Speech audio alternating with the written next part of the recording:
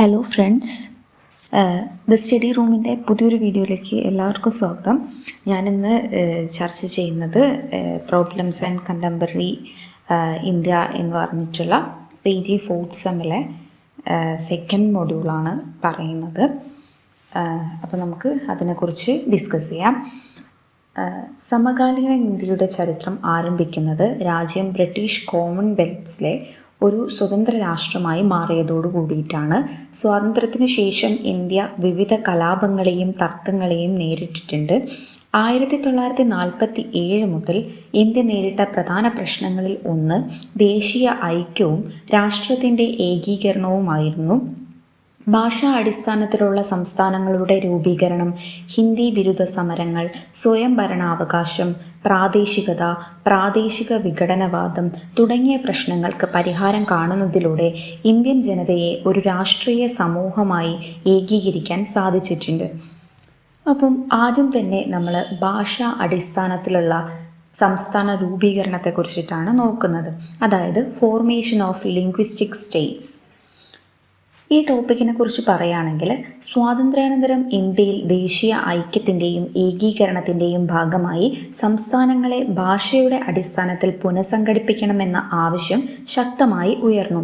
1947 മുമ്പുള്ള പ്രവിശ്യകളുടെ അതിർത്തികൾ ബ്രിട്ടീഷ് അധിനിവേശത്തിൻ്റെ പുരോഗതി അനുസരിച്ച് ക്രമരഹിതമായി രൂപപ്പെട്ടവയായിരുന്നു. അതിനാൽ അവയിൽ പലതും ബഹുഭാഷാ ബഹുസാംസ്കാരിക സ്വഭാവമുള്ളവയായിരുന്നു. ഭാഷാ അടിസ്ഥാനത്തിലുള്ള സംസ്ഥാനങ്ങൾ രൂപീകരിക്കേണ്ടതിൻ്റെ ആവശ്യകത വളരെ ശക്തമായിരുന്നു. ഭാഷ ജനങ്ങളുടെ സംസ്കാരത്തോടും ആചാരങ്ങളോടും അടുത്തു ബന്ധപ്പെട്ടിരിക്കുന്നു. വിദ്യാഭ്യാസത്തിൻ്റെ വ്യാപനവും ജനകീയ സാക്ഷരതയുടെ വളർച്ചയും മാതൃഭാഷയിലൂടെ മാത്രമേ സാധ്യമാവുകയുള്ളൂ. ജനങ്ങൾക്ക് മനസ്സിലാകുന്ന ഭാഷയിലൂടെ രാഷ്ട്രീയം, ഭരണകൂടം എന്നിവ പ്രവർത്തിക്കുമ്പോൾ മാത്രമേ ജനാധിപത്യം യഥാർത്ഥ അർത്ഥത്തിൽ ജനങ്ങളിലേക്ക് എത്തുകയുള്ളൂ. 1919 ശേഷം മഹാത്മാഗാന്ധിയുടെ നേതൃത്വത്തിൽ ദേശീയ പ്രസ്ഥാനത്തിൽ ജനപങ്കാളിത്തം വർദ്ധിച്ചതോടെ ഇന്ത്യൻ INC മാതൃഭാഷകളിലൂടെ രാഷ്ട്രീയ പ്രചാരണം നടത്തി. 1921 INC സ്വന്തം പ്രാദേശിക ഘടകങ്ങളെ ഭാഷാ അടിസ്ഥാനത്തിൽ പുനഃസംഘടിപ്പിച്ചു. പിന്നീട് പ്രവിശ്യകളുടെ അതിർത്തികൾ ഭാഷയുടെ അടിസ്ഥാനത്തിൽ പുനർനിർണയിക്കുമെന്ന് കോൺഗ്രസ് ആവർത്തിച്ച് പ്രഖ്യാപിച്ചു. ഗാന്ധിജി ജനങ്ങളോട് എല്ലാ വിഭജനവാദ പ്രവണതകളെയും നിരുത്സാഹപ്പെടുത്തുകയും ഇന്ത്യക്കാരായി ചിന്തിക്കുകയും പ്രവർത്തിക്കുകയും ചെയ്യുക എന്നും ആവശ്യപ്പെട്ടു. വധിക്കപ്പെടുന്നതിന് 5 ദിവസം മുമ്പ് പോലും ഭാഷാ അടിസ്ഥാനത്തിലുള്ള സംസ്ഥാന പുനർവിതരണം അനിവാര്യമാണെന്ന് അദ്ദേഹം അഭിപ്രായപ്പെട്ടു. അതിനാൽ സ്വതന്ത്ര ഇന്ത്യയിൽ ഭരണപരമായ അതിർത്തികൾ ഭാഷയുടെ അടിസ്ഥാനത്തിൽ രൂപീകരിക്കപ്പെടുമെന്ന പൊതുധാരണ നിലനിന്നു. സ്വാതന്ത്ര്യത്തിനു ശേഷം ഇന്ത്യ വിഭജനത്തിന്റെ ഫലമായി ഉണ്ടായ ഭരണപരവും സാമ്പത്തികവും രാഷ്ട്രീയവുമായ പ്രശ്നങ്ങൾ നേരിട്ടു. രണ്ടാം ലോക മഹായുദ്ധത്തിൻ്റെ സാമ്പത്തിക പ്രത്യാഘാതങ്ങളും ഉണ്ടായിരുന്നു. കാശ്മീർ പ്രശ്നവും ഇന്ത്യ പാകിസ്ഥാൻ സംഘർഷവും ദേശീയ നേതൃത്വത്തെ ദേശീയ ഐക്യം ഉറപ്പിക്കുന്നതിലേക്കാണ് കൂടുതൽ ശ്രദ്ധ കേന്ദ്രീകരിക്കാൻ പ്രേരിപ്പിച്ചത്. 1947 നവംബർ 27 ജവഹർലാൽ നെഹ്റു ഭാഷാ പ്രശ്നത്തെക്കുറിച്ച് സംസാരിക്കുമ്പോൾ ആദ്യം ഇന്ത്യ എന്ന നിലപാട് സ്വീകരിച്ചു. അതിനാൽ ഭാഷാ അടിസ്ഥാനത്തിലുള്ള സംസ്ഥാനങ്ങളെ ഏകീകരിച്ചിരുന്നെങ്കിലും അതിന് ഉടൻ മുൻഗണന നൽകിയില്ല. 1948 ഭരണഘടനാ സഭ ജസ്റ്റിസ് SK ധാറിന്റെ അധ്യക്ഷതയിൽ ഭാഷാ പ്രവിശ്യ കമ്മീഷൻ രൂപീകരിച്ചു. ദേശീയ ഐക്യത്തിന് ഭീഷണിയാകുമെന്ന കാരണം ചൂണ്ടിക്കാട്ടി കമ്മീഷൻ ഭാഷാ അടിസ്ഥാനത്തിലുള്ള സംസ്ഥാന രൂപീകരണത്തെ എതിർത്തു. അതിൻ്റെ അടിസ്ഥാനത്തിൽ ഭരണഘടനയിൽ ഭാഷാ തത്വം ഉൾപ്പെടുത്തിയിരുന്നില്ല. എന്നാൽ പൊതുജനങ്ങൾ, പ്രത്യേകിച്ച് ദക്ഷിണേന്ത്യക്കാർ ഈ തീരുമാനത്തെ അംഗീകരിച്ചില്ല. തുടർന്ന് 1948 ഡിസംബറിൽ നെഹ്റു, സർദാർ വല്ലഭായ് പട്ടേൽ, പട്ടാഭി സീതാരാമയ്യ എന്നിവർ ഉൾപ്പെട്ട JVP കമ്മിറ്റി രൂപീകരിക്കപ്പെട്ടു. ദേശീയ ഐക്യത്തിനും സുരക്ഷയ്ക്കും സാമ്പത്തിക വികസനത്തിനും മുൻഗണന നൽകണമെന്ന് ഈ കമ്മിറ്റി നിർദ്ദേശിച്ചു. തെലുങ്ക് സംസാരിക്കുന്ന ജനതയ്ക്ക് പ്രത്യേക ആന്ധ്ര സംസ്ഥാനം വേണമെന്ന ആവശ്യം ശക്തമായി ഉയർന്നിരുന്നു. 1952 ഒക്ടോബർ 19 സ്വാതന്ത്ര്യ സമര സേനാനിയായ പോറ്റി ശ്രീരാമലു മരണം വരെ നിരാഹാര സമരം ആരംഭിച്ചു. 58 ദിവസങ്ങൾക്ക് ശേഷം അദ്ദേഹം മരണപ്പെട്ടു. തുടർന്ന് ആന്ധ്രാപ്രദേശത്ത് കലാപങ്ങളും പ്രതിഷേധങ്ങളും വ്യാപകമായി നടന്നു. ജനകീയ സമ്മർദ്ദത്തെ തുടർന്ന് സർക്കാർ 1953 ഒക്ടോബറിൽ ആന്ധ്ര സംസ്ഥാനം രൂപീകരിച്ചു. ഇതോടെ മറ്റു ഭാഷാ സമൂഹങ്ങളും സ്വന്തം സംസ്ഥാനങ്ങൾക്കായി പ്രക്ഷോഭം ആരംഭിച്ചു. പിന്നീട് തമിഴ് ഭാഷ സംസാരിക്കുന്നവർക്കായി തമിഴ്നാട് രൂപീകരിക്കപ്പെട്ടു. SRC കമ്മീഷൻ അഥവാ 1953 ഓഗസ്റ്റിൽ നെഹ്റു, ജസ്റ്റിസ് ഫസലലി അധ്യക്ഷനായിരുന്ന സംസ്ഥാന പുനഃസംഘടനാ കമ്മീഷൻ രൂപീകരിച്ചു. KM പണിക്കർ, HN കുൻസ്രു എന്നിവരും അംഗങ്ങളായിരുന്നു. 2 വർഷത്തെ പഠനത്തിന് ശേഷം 1955 സമർപ്പിച്ച റിപ്പോർട്ടിൽ ഭാഷാ തത്വത്തെ അടിസ്ഥാനപരമായി അംഗീകരിക്കുകയും സംസ്ഥാന അതിർത്തികൾ പുനർനിർണയിക്കാൻ ശുപാർശ ചെയ്യുകയും ചെയ്തു.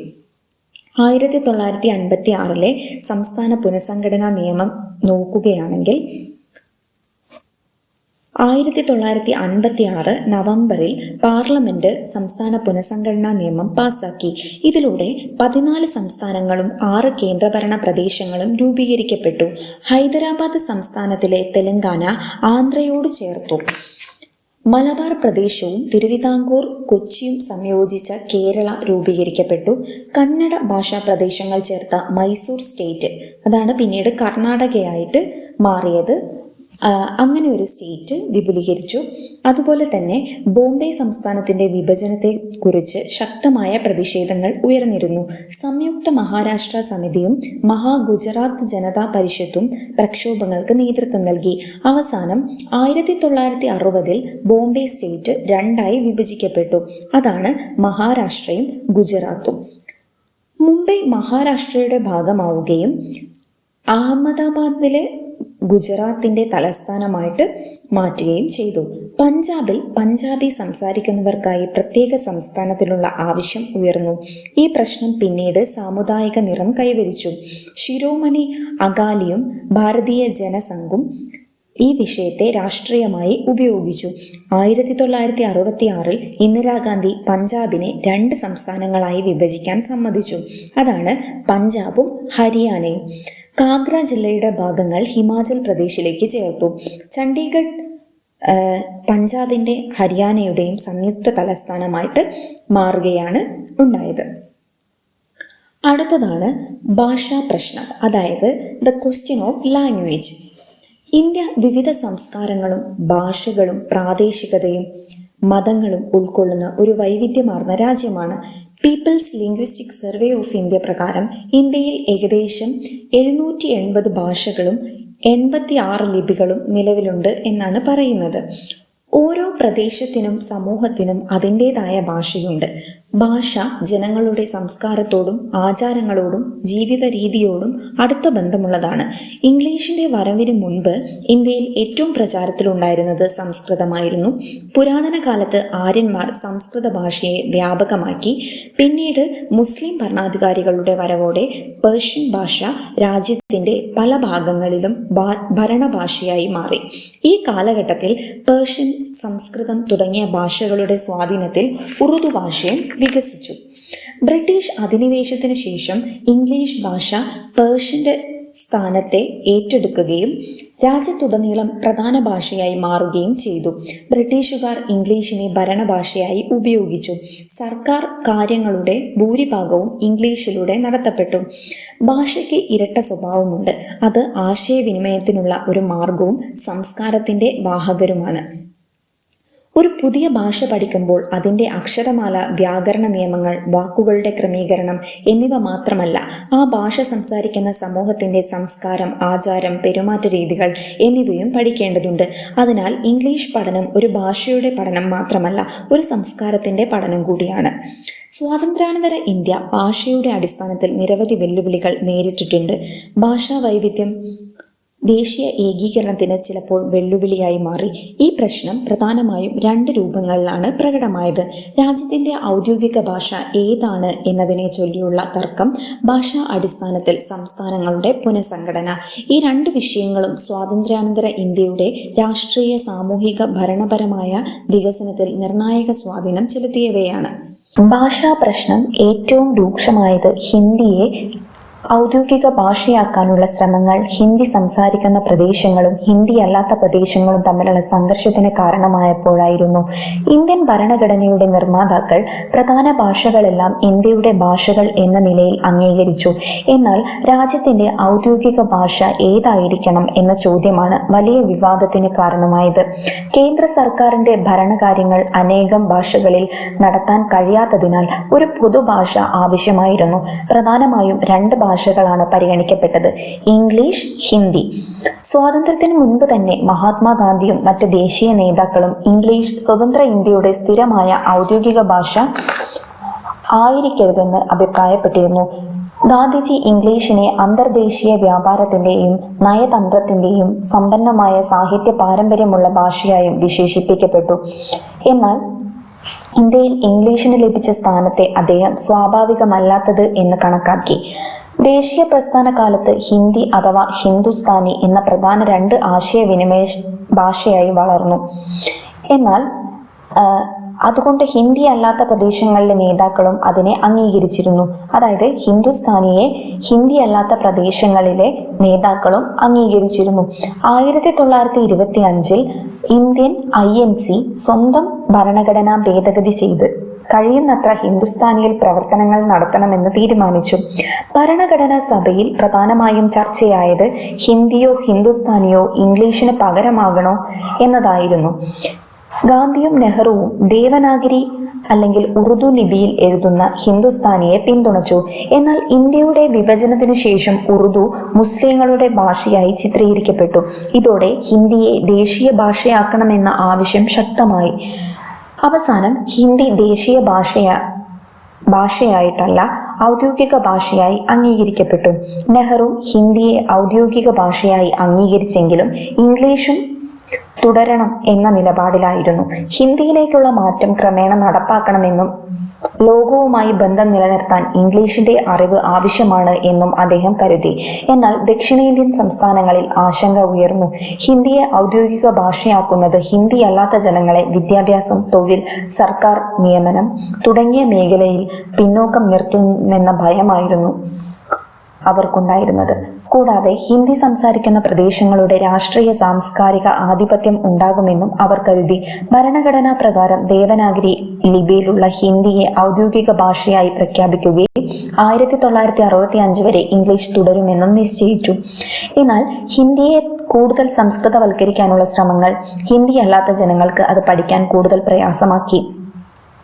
1955 രൂപീകരിച്ച ഔദ്യോഗിക ഭാഷാ കമ്മീഷൻ 1965 മുതൽ ഹിന്ദി ഇംഗ്ലീഷിന് പകരമായി കേന്ദ്ര സർക്കാരിന്റെ വിവിധ മേഖലകളിൽ ഉപയോഗിക്കണമെന്ന് ശുപാർശ ചെയ്തു. ഇതോടെ ദക്ഷിണേന്ത്യയിൽ, പ്രത്യേകിച്ച് തമിഴ്നാട്ടിൽ വലിയ ആശങ്ക പടർന്നു. ഇതോടുകൂടിയിട്ടാണ് 1965 ജനുവരി 17 ദ്രാവിഡ മുന്നേറ്റ കഴകം, അതായത് DMK, മദ്രാസ് സംസ്ഥാനത്ത് ഹിന്ദി വിരുദ്ധ സമ്മേളനം സംഘടിപ്പിച്ചത്. ജനുവരി 26 ദുഃഖദിനമായി ആചരിക്കാൻ ആഹ്വാനം ചെയ്തു. വിദ്യാർത്ഥികൾ വലിയ തോതിൽ സമരത്തിൽ പങ്കെടുത്തു. ഹിന്ദി നെവർ, ഇംഗ്ലീഷ് എവർ എന്ന മുദ്രാവാക്യം അവർ ഉയർത്തി. സമരം പിന്നീട് സംസ്ഥാന വ്യാപകമായി മാറി. കലാപങ്ങളും അക്രമങ്ങളും വ്യാപകമായി നടന്നു. റെയിൽവേ ഉൾപ്പെടെയുള്ള കേന്ദ്ര സർക്കാരിന്റെ സ്വത്തുക്കൾക്ക് നാശനഷ്ടം സംഭവിച്ചു. ചില തമിഴ് യുവാക്കൾ ആത്മാഹുതി വരിക്കുകയും ചെയ്തു. കേന്ദ്ര മന്ത്രിസഭയിലെ C. സുബ്രഹ്മണ്യൻ, OV. അളഗാസൻ എന്നിവർ രാജിവെച്ചു. ഈ ശക്തമായ സമരത്തെ തുടർന്ന് കേന്ദ്ര സർക്കാരും കോൺഗ്രസ് പാർട്ടിയും തങ്ങളുടെ നിലപാട് മാറ്റാൻ നിർബന്ധിതരായി. ഇന്ദിരാഗാന്ധി ഔദ്യോഗിക ഭാഷാ നിയമത്തിൽ ഭേദഗതി കൊണ്ടുവന്നു. അതനുസരിച്ച് ഹിന്ദിയോടൊപ്പം ഇംഗ്ലീഷും കേന്ദ്ര സർക്കാരിന്റെ ഔദ്യോഗിക ആവശ്യങ്ങൾക്ക് തുടർന്നും ഉപയോഗിക്കാമെന്ന് തീരുമാനിച്ചു. കൂടാതെ ത്രിഭാഷാ സൂത്രം, അതായത് 3 ലാംഗ്വേജ് ഫോർമുല അവതരിപ്പിക്കപ്പെട്ടു. ഹിന്ദി അല്ലാത്ത സംസ്ഥാനങ്ങളിൽ മാതൃഭാഷ ഹിന്ദി, ഇംഗ്ലീഷ് അതുപോലെ തന്നെ മറ്റൊരു ഇന്ത്യൻ ഭാഷ പഠിപ്പിക്കാനും ഹിന്ദി സംസ്ഥാനങ്ങളിൽ ഒരു ഹിന്ദി അല്ലാത്ത ഭാഷ, പ്രത്യേകിച്ച് ദക്ഷിണേന്ത്യൻ ഭാഷ പഠിപ്പിക്കുവാനും തീരുമാനിച്ചു. ഹിന്ദി വിരുദ്ധ സമരം തമിഴ്നാട്ടിൽ DMKയുടെ രാഷ്ട്രീയ വളർച്ചയ്ക്ക് വഴിയൊരുക്കുകയും പിന്നീട് ആ പാർട്ടി അധികാരത്തിലെത്തുന്നതിന് സഹായിക്കുകയും ചെയ്തിട്ടുണ്ട്. സ്വയം ഭരണാവകാശ പ്രശ്നം, അതായത് ക്വസ്റ്റ്യൻ ഓഫ് ഓട്ടോണമി. ഇന്ത്യയുടെ ചരിത്രപരമായ വൈവിധ്യവും അസമമായ വികസനവും കണക്കിലെടുക്കുമ്പോൾ വിവിധ പ്രാദേശിക ഭാഷാപര ആദിവാസി സാംസ്കാരിക സമൂഹങ്ങളുടെ സ്വമേധയാ സമ്മതത്തോടെയുള്ള ഏകീകരണമായിരുന്നു ഏറ്റവും ജനാധിപത്യപരമായ മാർഗം. എന്നാൽ ചില പ്രദേശങ്ങളിൽ പുതിയ ഇന്ത്യൻ രാഷ്ട്രത്തിന്റെ നിയമസാധ്യത ചോദ്യം ചെയ്യപ്പെട്ടു. ദേശീയ ഐക്യം ഉറപ്പാക്കുന്നതിനും ആഭ്യന്തര പ്രശ്നങ്ങൾ കൈകാര്യം ചെയ്യുന്നതിനും കേന്ദ്രഭരണം കൂടുതൽ അധികാരങ്ങൾ കൈവശം വെച്ചു. ഇതിന്റെ ഫലമായി വിവിധ സംസ്ഥാനങ്ങൾ കൂടുതൽ സ്വയംഭരണാവകാശം ആവശ്യപ്പെടാൻ തുടങ്ങി. ഇന്ത്യൻ ഫെഡറൽ സംവിധാനത്തിൽ കേന്ദ്രത്തിനും സംസ്ഥാനങ്ങൾക്കും ഇടയിൽ അധികാരങ്ങളുടെ അസമമായ വിതരണം നിലനിന്നിരുന്നു. ഈ അസന്തുലിതാവസ്ഥ പല സംസ്ഥാനങ്ങളിലും ശക്തമായ പ്രതികരണത്തിന് കാരണമായി. സംസ്ഥാനങ്ങൾ കൂടുതൽ അധികാരങ്ങളും സാമ്പത്തിക സ്വാതന്ത്ര്യവും ആവശ്യപ്പെട്ട് നിരന്തരം ശബ്ദമുയർത്തി. അങ്ങനെ ഭാഷാ പ്രശ്നവും സ്വയംഭരണാവകാശ പ്രശ്നവും സ്വാതന്ത്ര്യാനന്തര ഇന്ത്യയിലെ ദേശീയ ഐക്യത്തെയും ഫെഡറൽ രാഷ്ട്രീയത്തെയും നിർണായകമായി സ്വാധീനിച്ച പ്രധാന വിഷയങ്ങളായി മാറി. അടുത്തതാണ് പ്രാദേശികതയും പ്രാദേശിക വിഘടനവാദവും, അതായത് റീജിയണലിസം ആൻഡ് റീജിയണൽ സെപ്പറേറ്റിസം. ഇന്ത്യയുടെ സ്വാതന്ത്ര്യാനന്തരം ദേശീയ ഐക്യത്തിന് വെല്ലുവിളിയായി ഉയർന്ന പ്രധാന ഘടകങ്ങളിൽ ഒന്നാണ് പ്രാദേശികത. ഇന്ത്യൻ രാഷ്ട്രീയത്തിൽ പ്രാദേശികതയുടെ സ്വാധീനം മനസ്സിലാക്കുന്നതിന് അതിൻ്റെ യഥാർത്ഥ അർത്ഥം ആദ്യം മനസ്സിലാക്കേണ്ടതുണ്ട്. ഒരു പ്രദേശത്തോടോ സംസ്ഥാനത്തോടോ അതിൻ്റെ ഭാഷയോടും സംസ്കാരത്തോടുമുള്ള സ്നേഹവും വിശ്വസ്തതയും പ്രാദേശികതയായി കണക്കാക്കാനാവില്ല. അവ ദേശീയതയുമായി പൊരുത്തപ്പെടുന്നതാണ്. എന്നാൽ ഒരു വ്യക്തിക്ക് തമിഴൻ, പഞ്ചാബി, ബംഗാളി, ഗുജറാത്തി എന്നിങ്ങനെ സ്വന്തം പ്രാദേശിക തിരിച്ചറിയലിൽ അഭിമാനിക്കാം. അതോടൊപ്പം ഇന്ത്യൻ എന്ന നിലയിലും അഭിമാനിക്കാം. അതുപോലെ ഇന്ത്യൻ ഭരണഘടനയുടെ ഫെഡറൽ സ്വഭാവത്തെ സംരക്ഷിക്കാനുള്ള ആവശ്യം പ്രാദേശികതയല്ല. ഇന്ത്യൻ യൂണിയനിൽ പുതിയ സംസ്ഥാനം രൂപീകരിക്കണമെന്നോ ഒരു സംസ്ഥാനത്തിനുള്ളിൽ സ്വയംഭരണ പ്രദേശം വേണമെന്നോ അധികാര വികേന്ദ്രീകരണം വേണമെന്നോ ആവശ്യപ്പെടുന്നത് സ്വാഭാവികമായ ജനാധിപത്യ അവകാശമാണ്. എന്നാൽ ഒരു പ്രദേശത്തിന്റെ താൽപ്പര്യങ്ങൾക്കെതിരെയോ മറ്റൊരു പ്രദേശത്തിനെതിരെയോ ശത്രുതാപരമായി ഉയർത്തിക്കാട്ടുകയും സംഘർഷം സൃഷ്ടിക്കുകയും ചെയ്യുമ്പോഴാണ് അത് പ്രാദേശികതയായി മാറുന്നത്. 1947 ശേഷം ഇന്ത്യയിൽ അന്തർ സംസ്ഥാന സംഘർഷങ്ങൾ വളരെ കുറവായിരുന്നു. പ്രധാനമായൊരു ഉദാഹരണം പറയുകയാണെങ്കിൽ തമിഴ്നാട്ടിലെ DMK രാഷ്ട്രീയമായിരുന്നു. ഒരു പ്രദേശം സാംസ്കാരികമായി അടിച്ചമർത്തപ്പെടുകയോ വിവേചനം നേരിടുകയോ ചെയ്യുന്നു എന്ന ഒരു തോന്നൽ ഉണ്ടെങ്കിൽ മാത്രമേ പ്രാദേശികത വളരാൻ സാധ്യതയുള്ളൂ. അമേരിക്കൻ പണ്ഡിതനായിട്ടുള്ള സീലിംഗ് ഹാരിസൺ 1960കളിൽ ഇന്ത്യയുടെ ദേശീയ ഐക്യത്തിന് ഏറ്റവും വലിയ ഭീഷണി കേന്ദ്ര സർക്കാരും പ്രാദേശിക ശക്തികളും തമ്മിലുള്ള സംഘർഷമാണെന്ന് അഭിപ്രായപ്പെടുന്നു. എന്നാൽ നെഹ്റു ഇന്ത്യയുടെ സാംസ്കാരിക വൈവിധ്യത്തെ അംഗീകരിക്കുകയും ഓരോ പ്രദേശത്തിനും സാംസ്കാരിക സ്വയംഭരണം ഉറപ്പുവരുത്തുകയും ചെയ്തു. സാമ്പത്തിക അസമത്വവും പ്രാദേശികതയും സ്വാതന്ത്ര്യ സമയത്ത് ഇന്ത്യയിലെ ചില പ്രദേശങ്ങൾ മറ്റുള്ളവയേക്കാൾ വികസിതമായിരുന്നു. കൊൽക്കത്ത, ബോംബെ, മദ്രാസ് എന്നിവിടങ്ങളിൽ വ്യവസായ വികസനം കൂടുതലായിരുന്നു. 1948 ബോംബെയും പശ്ചിമ ബംഗാളും ചേർന്ന് രാജ്യത്തെ മൊത്തം വ്യവസായ മൂലധനത്തിന്റെ 59% ഉൽപാദനത്തിന്റെ 64% കൈവശം വെച്ചിരുന്നു. ഇതുമൂലം സംസ്ഥാനങ്ങൾ തമ്മിലുള്ള സാമ്പത്തിക അസമത്വം വർദ്ധിച്ചു. ഈ പ്രശ്നം പരിഹരിക്കുന്നതിനായി കേന്ദ്ര സർക്കാർ പിന്നോക്ക സംസ്ഥാനങ്ങൾക്ക് പ്രത്യേക ധനസഹായങ്ങളും വികസന പദ്ധതികളും നൽകി. സംസ്ഥാനങ്ങൾ തമ്മിലുള്ള സാമ്പത്തിക അന്തരം കുറയ്ക്കാൻ പദ്ധതിപരമായ വികസനത്തിന് വലിയ പ്രാധാന്യം നൽകി. 2-3 പഞ്ചവത്സര പദ്ധതികൾ പ്രാദേശിക അസമത്വം കുറയ്ക്കുക എന്ന ലക്ഷ്യം മുന്നോട്ട് വെച്ചു. പൊതുമേഖലാ സ്ഥാപനങ്ങൾ പിന്നോക്ക പ്രദേശങ്ങളിൽ സ്ഥാപിക്കുകയും ചെയ്തു. ബീഹാർ, മധ്യപ്രദേശ്, ആസാം, ഹിമാചൽ പ്രദേശ്, ജമ്മു കാശ്മീർ, വടക്കുകിഴക്കൻ സംസ്ഥാനങ്ങൾ എന്നിവയ്ക്ക് ഇതിൽ നിന്ന് വലിയ നേട്ടങ്ങളുണ്ടായി. 1956 മുതൽ 1991 വരെ പിന്നോക്ക പ്രദേശങ്ങളിൽ വ്യവസായങ്ങൾ സ്ഥാപിക്കൽ, ബാങ്കുകളുടെ ദേശസാൽക്കരണം, വിദ്യാഭ്യാസ ആരോഗ്യ സൗകര്യങ്ങളുടെ വ്യാപനം, പൊതുവിതരണ സംവിധാനം, ദാരിദ്ര്യ നിർമ്മാർജ്ജന പദ്ധതികൾ തുടങ്ങിയവ നടപ്പിലാക്കി. ഹരിത വിപ്ലവവും പ്രാദേശിക അസമത്വവും 1960കളിൽ ആരംഭിച്ച ഹരിത വിപ്ലവം ആദ്യം പഞ്ചാബ്, ഹരിയാന, പശ്ചിമ ഉത്തർപ്രദേശ് തുടങ്ങിയ സംസ്ഥാനങ്ങളിൽ കേന്ദ്രീകരിച്ചതിനാൽ കാർഷിക മേഖലയിൽ പ്രാദേശിക അസമത്വം വർദ്ധിച്ചു. പിന്നീട് ആന്ധ്ര, തമിഴ്നാട്, കർണാടക, രാജസ്ഥാൻ, ബീഹാർ, പശ്ചിമ ബംഗാൾ, ഒഡീഷ, ആസാം തുടങ്ങിയ സംസ്ഥാനങ്ങളിലേക്ക് വ്യാപിച്ചതോടെ ഈ അസമത്വം കുറയാൻ തുടങ്ങി. ജനസംഖ്യയുടെ കുടിയേറ്റവും പ്രാദേശിക വ്യത്യാസങ്ങൾ കുറയ്ക്കാൻ സഹായിച്ചു. കേരളം, ബീഹാർ, ഒഡീഷ തുടങ്ങിയ സംസ്ഥാനങ്ങൾ പുറം കുടിയേറ്റത്തിലൂടെയും മഹാരാഷ്ട്ര, ഗുജറാത്ത്, പശ്ചിമ ബംഗാൾ തുടങ്ങിയവ ഉൾകുടിയേറ്റത്തിലൂടെയും നേട്ടമുണ്ടാക്കി. അതായത് ഇപ്പൊ കേരളത്തിലെ ആൾക്കാരൊക്കെ നമ്മൾ ഗൾഫിലേക്ക് പോയി, അത് പുറം കുടിയേറ്റമാണ്. അതുപോലെ തന്നെ ഈ മഹാരാഷ്ട്ര, ഗുജറാത്ത് എന്നിവ മറ്റ് സംസ്ഥാനങ്ങളിലേക്ക് കുടിയേറി, അതാണ് ഉൾകുടിയേറ്റം എന്ന് പറയുന്നത്. അതാണ് ഇവ രണ്ടും തമ്മിലുള്ള വ്യത്യാസം. 1950കളിൽ മണ്ണിന്റെ മക്കൾ, അതായത് sons of the soil doctrine എന്ന സിദ്ധാന്തത്തെ അടിസ്ഥാനമാക്കി ഒരു പ്രത്യേക പ്രാദേശിക പ്രസ്ഥാനം രൂപപ്പെട്ടു. ഒരു സംസ്ഥാനം അവിടുത്തെ പ്രധാന ഭാഷ സംസാരിക്കുന്നവരുടെ മാത്രം മാതൃഭൂമിയാണെന്നും മറ്റുള്ളവർ പുറത്തു നിന്നുള്ളവർ, അതായത് ഔട്ട്സൈഡേഴ്സ് ആണെന്നുമായിരുന്നു ഈ ആശയം. ഈ പ്രസ്ഥാനങ്ങൾ തൊഴിൽ, വിദ്യാഭ്യാസം തുടങ്ങിയ മേഖലകളിൽ സ്വദേശികൾക്ക് സംവരണം ആവശ്യപ്പെട്ടു. ആസാം, തെലങ്കാന, കർണാടക, മഹാരാഷ്ട്ര, ഒഡീഷ എന്നിവിടങ്ങളിലാണ് ഈ പ്രസ്ഥാനങ്ങൾ കൂടുതൽ ശക്തമായത്. മഹാരാഷ്ട്രയിൽ ശിവസേന എന്ന സംഘടനയുടെ നേതൃത്വത്തിൽ ബാൽ താക്കറെ മഹാരാഷ്ട്രക്കാരുടേത് എന്ന മുദ്രാവാക്യം ഉയർത്തി. മറാത്തി ഭാഷ മാതൃഭാഷയായവർക്കാണ് തൊഴിലിലും ചെറുകിട വ്യാപാരത്തിലും മുൻഗണന നൽകേണ്ടതെന്ന് അവർ ആവശ്യപ്പെട്ടു. പ്രത്യേകിച്ച് ദക്ഷിണേന്ത്യൻ ജനതയ്ക്കെതിരെയായിരുന്നു അവരുടെ പ്രതിഷേധം. ആസാം, തെലങ്കാന എന്നിവിടങ്ങളിലെ സമാന പ്രസ്ഥാനങ്ങൾക്കും ഈ ചില പ്രത്യേക സവിശേഷതകൾ ഉണ്ടായിരുന്നു. എന്നിരുന്നാലും മണ്ണിന്റെ മക്കൾ സിദ്ധാന്തം ഇന്ത്യയുടെ ദേശീയ ഐക്യത്തിന് ഗുരുതരമായ ഭീഷണിയായി മാറിയില്ല.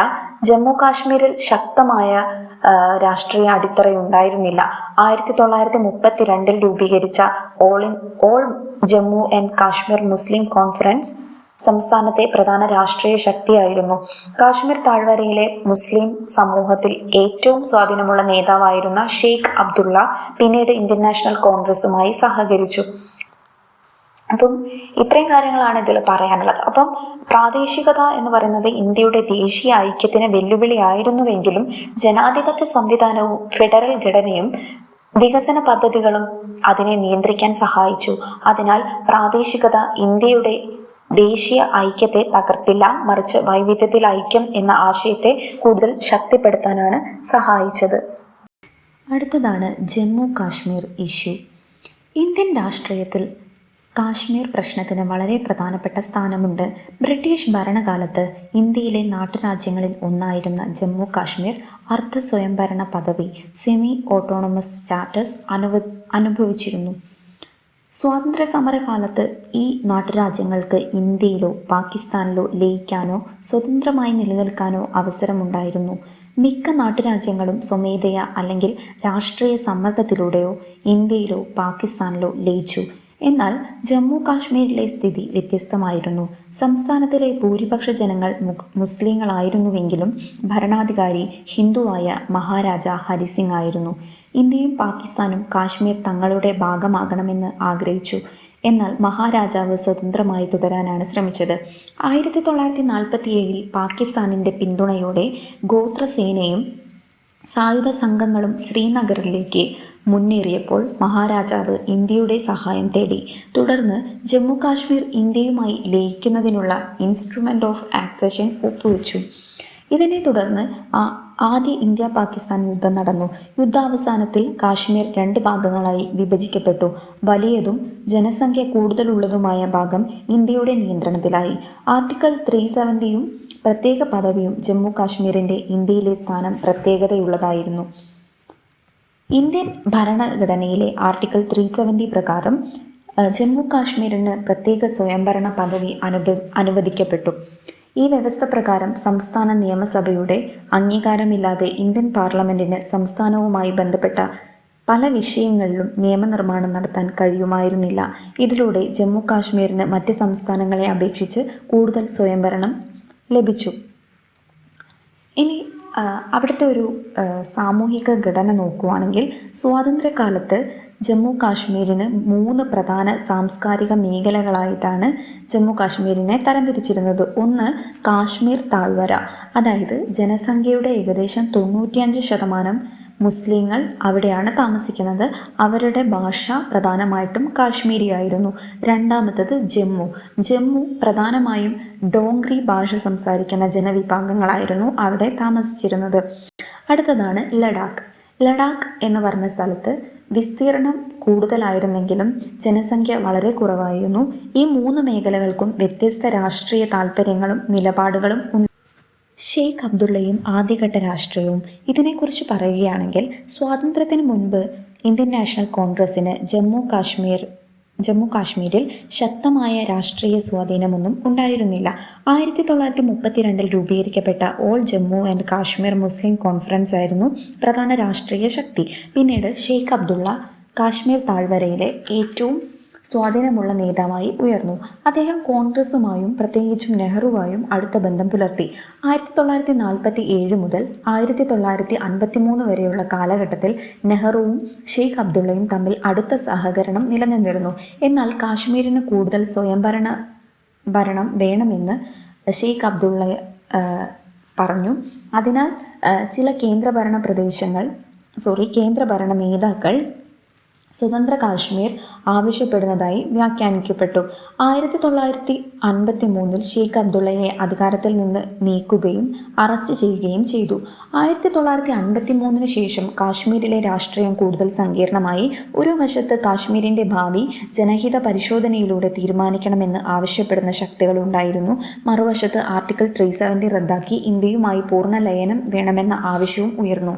1975 ഇന്ദിരാഗാന്ധിയും ഷെയ്ഖ് അബ്ദുള്ളയും തമ്മിൽ ഒരു ധാരണയിലെത്തി.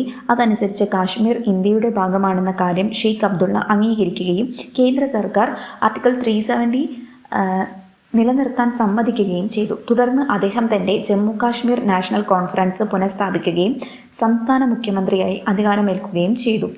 1989 മുതൽ ജമ്മു കാശ്മീരിൽ സായുധ കലാപം തൊഴിലില്ലായ്മ, രാഷ്ട്രീയ അസന്തോഷം, അഴിമതി, സർക്കാരിൻ്റെ ഇടപെടലുകൾ, ജനങ്ങളുടെ പ്രതീക്ഷകൾ നിറവേറ്റുന്നതിലെ പരാജയം എന്നിവ യുവാക്കളിൽ അസ്വസ്ഥത സൃഷ്ടിച്ചു. ഇന്ത്യയും പാകിസ്ഥാനും തമ്മിലുള്ള തർക്ക വിഷയമായി കാശ്മീർ അന്താരാഷ്ട്ര തലത്തിൽ ശ്രദ്ധിക്കപ്പെട്ടതോടെ പ്രശ്നം കൂടുതൽ സങ്കീർണമായി. 2019 BJP സർക്കാർ ആർട്ടിക്കിൾ 370 റദ്ദാക്കുകയും സംസ്ഥാനത്തിൻ്റെ പ്രത്യേക പദവി അവസാനിപ്പിക്കുകയും ചെയ്തു. Punjab north eastern States issue. 19-ാം നൂറ്റാണ്ടിലും 1947 വിഭജന കാലം വരെയും പഞ്ചാബിൽ ഭാഷാപരമായ വ്യത്യാസങ്ങളേക്കാൾ മതപരമായ വ്യത്യാസങ്ങളും മതാധിഷ്ഠിത സംഘടനകളും കൂടുതൽ പ്രധാനമായിരുന്നു. ഇന്ത്യയുടെ വിഭജന പ്രതിസന്ധിയിൽ പഞ്ചാബും സിഖ് സമൂഹവും കേന്ദ്രസ്ഥാനത്തായിരുന്നു.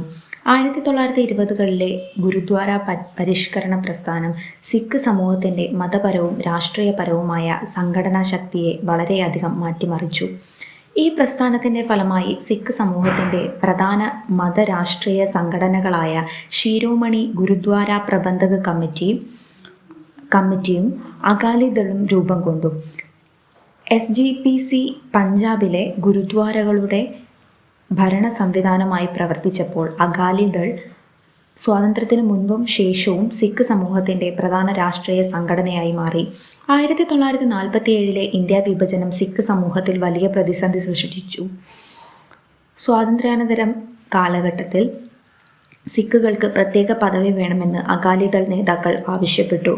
1950കളിലും 1960കളുടെ തുടക്കത്തിലും സംസ്ഥാന പുനഃസംഘടനയുടെ ഭാഗമായി സിഖ് ആവശ്യങ്ങൾ ഉൾപ്പെടുത്തണമെന്ന് അവർ വാദിച്ചെങ്കിലും അത് അംഗീകരിക്കപ്പെട്ടില്ല. ഓപ്പറേഷൻ ബ്ലൂ സ്റ്റാറിനെ കുറിച്ച് പല എക്സാമുകളിലും ചോദിച്ചത് കണ്ടിട്ടുണ്ട്. അപ്പോൾ ഓപ്പറേഷൻ ബ്ലൂ സ്റ്റാർ എന്ന് പറയുന്നത് 1984 ജൂൺ 1 മുതൽ 8 വരെ ഇന്ത്യൻ സൈന്യം നടത്തിയ ഒരു സൈനിക നടപടിയായിരുന്നു ഓപ്പറേഷൻ ബ്ലൂ സ്റ്റാർ. പഞ്ചാബിലെ ഗോൾഡൻ ടെമ്പിൾ സമുച്ചയത്തിൽ താവളമാക്കിയിരുന്ന സായുധ തീവ്രവാദികളെ നീക്കം ചെയ്യുക എന്ന ലക്ഷ്യത്തോടെയായിരുന്നു ഈ നടപടി. പ്രധാനമന്ത്രി ഇന്ദിരാഗാന്ധിയുടെ നേതൃത്വത്തിലാണ് ഇത് നടന്നത്. 1970കളുടെ അവസാനത്തിലും 1980കളുടെ തുടക്കത്തിലും പഞ്ചാബിൽ സിഖ് വേർപിരിയൽ പ്രസ്ഥാനം ശക്തമായി. ഖലിസ്ഥാൻ എന്ന സ്വതന്ത്ര രാഷ്ട്രത്തിനായുള്ള ആവശ്യം ചില തീവ്രവാദ ഗ്രൂപ്പുകൾ ഉയർത്തി. ഈ പ്രസ്ഥാനത്തിന്റെ പ്രധാന നേതാവായിരുന്നു ജർണൈൽ സിംഗ് ഭിന്ദ്രൻവാലെ. അദ്ദേഹവും അനുയായികളും അമൃത്സറിലെ സുവർണ ക്ഷേത്ര സമുച്ചയത്തിനുള്ളിൽ താവളമുറപ്പിച്ചതോടെ സ്ഥിതി കൂടുതൽ സങ്കീർണമായി. ഇതിനെയാണ് ഓപ്പറേഷൻ ബ്ലൂ സ്റ്റാർ എന്ന പേരിൽ അറിയപ്പെടുന്നത്. ഇന്ദിരാഗാന്ധിയുടെ മരണശേഷം പ്രധാനമന്ത്രിയായ രാജീവ് ഗാന്ധി 1985 അകാലിദളുമായി ഒരു കരാറിൽ എത്തി. ഈ കരാറിനെ നമ്മൾ പറയുന്നതാണ് രാജീവ് ലോങ്കോവാൾ അക്കോർഡ് എന്ന് പറയുന്നത്. 1985 ജൂലൈ 24 രാജീവ് ഗാന്ധിയും ഹരിചന്ദ് സിംഗ് ലോങ്കോവാളും തമ്മിൽ ഒപ്പുവെച്ച സുപ്രധാന സമാധാന ഉടമ്പടിയെയാണ് നമ്മൾ ഈ ഒരു രാജീവ് ലോങ്കോവാൾ അക്കോർഡ് എന്ന് പറയുന്നത്. ഇതിൽ പ്രധാനമായിട്ടും പഞ്ചാബിലെ രാഷ്ട്രീയ അസ്ഥിരതയും സിഖ് തീവ്രവാദവുമായി ബന്ധപ്പെട്ട പ്രശ്നങ്ങളും പരിഹരിച്ച് സമാധാനം പുനഃസ്ഥാപിക്കുക എന്ന ലക്ഷ്യമായിരുന്നു ഇതിനുണ്ടായിരുന്നത്. ഈ ഒരു ഇതും അതായത് രാജീവ് ഗാന്ധി ലോങ്കോവാൾ അക്കോർഡിനെ കുറിച്ചും എക്സാമിന് ചോദിച്ചു കണ്ടിട്ടുണ്ട്. ഇപ്പം 2 മാർക്കിനൊക്കെയാണ് ഇത് പ്രധാനമായിട്ടും ചോദിച്ചത് കണ്ടിട്ടുള്ളത്. ഓക്കെ, ഇതിൻ്റെ പ്രധാന വ്യവസ്ഥ എന്ന് പറയുന്നത് ചണ്ഡീഗഡ് പഞ്ചാബിന് കൈമാറുക, പഞ്ചാബ് ഹരിയാന അതിർത്തി തർക്കങ്ങൾ പരിഹരിക്കാൻ പ്രത്യേക കമ്മീഷനെ നിയോഗിക്കുക, അതുപോലെ തന്നെ സത്ലജ് യമുന ലിങ്ക് കനാൽ സംബന്ധിച്ച പ്രശ്നങ്ങൾ പരിഹരിക്കുക, അത് പരിഹരിക്കാനുള്ള നടപടികൾ സ്വീകരിക്കുക, പിന്നെ സായുധ സേനയിൽ സിഖ് വിഭാഗത്തിൻ്റെ നിയമനം നടപ്പിലാക്കുക, നിരപരാധികളായിട്ടുള്ള തടവുകാരെ മോചിപ്പിക്കുക, പിന്നെ അവർക്ക് നഷ്ടപരിഹാരം നൽകുക. ഇതൊക്കെയായിരുന്നു ഇതിൻ്റെ പ്രധാന വ്യവസ്ഥകൾ എന്ന് പറയുന്നത്. പഞ്ചാബിൽ സമാധാനം പുനഃസ്ഥാപിക്കാനുള്ള പ്രധാന രാഷ്ട്രീയ ശ്രമമായിരുന്നു ഇത് എന്ന് വേണമെങ്കിൽ നമുക്ക് പറയാവുന്നതാണ്. ഈ ഒരു മൊഡ്യൂളിലെ ലാസ്റ്റ് ടോപ്പിക്കാണ് കേന്ദ്ര സംസ്ഥാന ബന്ധങ്ങൾ അഥവാ സെൻട്രൽ സ്റ്റേറ്റ് റിലേഷൻസ്. ഇന്ത്യൻ ഭരണഘടന കേന്ദ്രത്തിനും സംസ്ഥാനങ്ങൾക്കും ഇടയിൽ അധികാരങ്ങളുടെ വ്യക്തമായ വിഭജനമുള്ള ഒരു ദ്വിതല ഭരണ സംവിധാനം, അതായത് ഡ്യുവൽ പോളിസി ഒരുക്കുന്നുണ്ട്. കേന്ദ്ര സംസ്ഥാന ബന്ധങ്ങളുടെ വിവിധ വശങ്ങൾ നിയന്ത്രിക്കുന്നതിനുള്ള വ്യവസ്ഥകൾ ഭരണഘടനയിൽ ഉൾപ്പെടുത്തിയിട്ടുണ്ട്. ഇന്ത്യൻ ഭരണഘടനയിൽ ഫെഡറൽ എന്ന പദം നേരിട്ട് ഉപയോഗിച്ചിട്ടില്ല. ആർട്ടിക്കിൾ 1 പ്രകാരം ഇന്ത്യ അതായത് ഭാരത് സംസ്ഥാനങ്ങളുടെ ഒരു യൂണിയൻ അഥവാ യൂണിയൻ ഓഫ് സ്റ്റേറ്റ്സ് ആയിരിക്കും എന്ന് മാത്രമാണ് പറയുന്നത്. ഇന്ത്യൻ ഫെഡറൽ സംവിധാനത്തിന്റെ സ്വഭാവത്തെക്കുറിച്ച് ഡോക്ടർ BR അംബേദ്കർ വ്യക്തമാക്കിയിരിക്കുന്നത് ഇപ്രകാരമാണ്: ഭരണഘടന കേന്ദ്രത്തിൽ യൂണിയനെയും അതിന്റെ പരിധിയിൽ സംസ്ഥാനങ്ങളെയും ഉൾക്കൊള്ളുന്ന ഒരു ദ്വിതല ഭരണ സംവിധാനം സൃഷ്ടിക്കുന്നു എന്നതാണ്. യൂണിയനും സംസ്ഥാനങ്ങളും ഭരണഘടനയാൽ സൃഷ്ടിക്കപ്പെട്ടവയാണ്. സ്വന്തം അധികാര പരിധിക്കുള്ളിൽ ഒന്നും മറ്റൊന്നിന് കീഴ്പ്പെടുന്നതല്ല. രണ്ടിൻ്റെയും അധികാരങ്ങൾ പരസ്പരം ഏകോപിതമായവയാണ് എന്നാണ് അദ്ദേഹം അഭിപ്രായപ്പെടുന്നത്. അടിസ്ഥാനപരമായി കേന്ദ്ര സംസ്ഥാന ബന്ധങ്ങളെ 3 വിഭാഗങ്ങളായിട്ട് തിരിക്കാവുന്നതാണ്: നിയമനിർമ്മാണ ബന്ധങ്ങൾ, ഭരണപര ബന്ധങ്ങൾ, ധനകാര്യ ബന്ധങ്ങൾ. അതിൽ നിയമനിർമ്മാണ ബന്ധങ്ങൾ നോക്കുകയാണെങ്കിൽ ഭരണഘടനയിൽ 3 നിയമനിർമ്മാണ പട്ടികകളാണ് ഉൾപ്പെടുന്നത്: യൂണിയൻ ലിസ്റ്റ്, സംസ്ഥാന ലിസ്റ്റ്, കൺകറന്റ് ലിസ്റ്റ്. ഇവ ഓരോന്നും നോക്കുകയാണെങ്കിൽ യൂണിയൻ ലിസ്റ്റിൽ ദേശീയ പ്രാധാന്യമുള്ള 100 വിഷയങ്ങളാണ് ഉൾപ്പെടുന്നത്. പ്രതിരോധം, നാവികസേന, കരസേന, ആണവോർജം, വ്യോമസേന, വിദേശകാര്യം, റെയിൽവേ തുടങ്ങിയ വിഷയങ്ങളാണ് ഇതിൽ ഉൾപ്പെടുന്നത്. ഈ വിഷയങ്ങളിൽ നിയമനിർമ്മാണം നടത്താനുള്ള അധികാരം പാർലമെന്റിനാണ്. സംസ്ഥാന ലിസ്റ്റ് ഇതിൽ 61 വിഷയങ്ങളാണ് ഉൾപ്പെടുന്നത്. പോലീസ്, ജയിലുകൾ, പ്രാദേശിക സ്വയംഭരണ സ്ഥാപനങ്ങൾ, പൊതുജനാരോഗ്യം തുടങ്ങിയ പ്രാദേശിക പ്രാധാന്യമുള്ള വിഷയങ്ങളാണ് ഇതിൽ ഉൾപ്പെടുന്നത്. ഈ വിഷയങ്ങളിൽ നിയമനിർമ്മാണ അധികാരം സംസ്ഥാനങ്ങൾക്കാണ്. കൺകറന്റ് ലിസ്റ്റ് ഇതിൽ പ്രധാനമായും 52 വിഷയങ്ങളാണ് ഉൾപ്പെടുന്നത്. ദേശീയവും പ്രാദേശികവുമായ താൽപ്പര്യമുള്ള വിഷയങ്ങളാണിവ. ഈ വിഷയങ്ങളിൽ കേന്ദ്രത്തിനും സംസ്ഥാനങ്ങൾക്കും നിയമനിർമ്മാണ അധികാരമുണ്ട്. എന്നാൽ തർക്കമുണ്ടായാൽ കേന്ദ്ര നിയമത്തിനാണ് മുൻഗണന ലഭിക്കുക.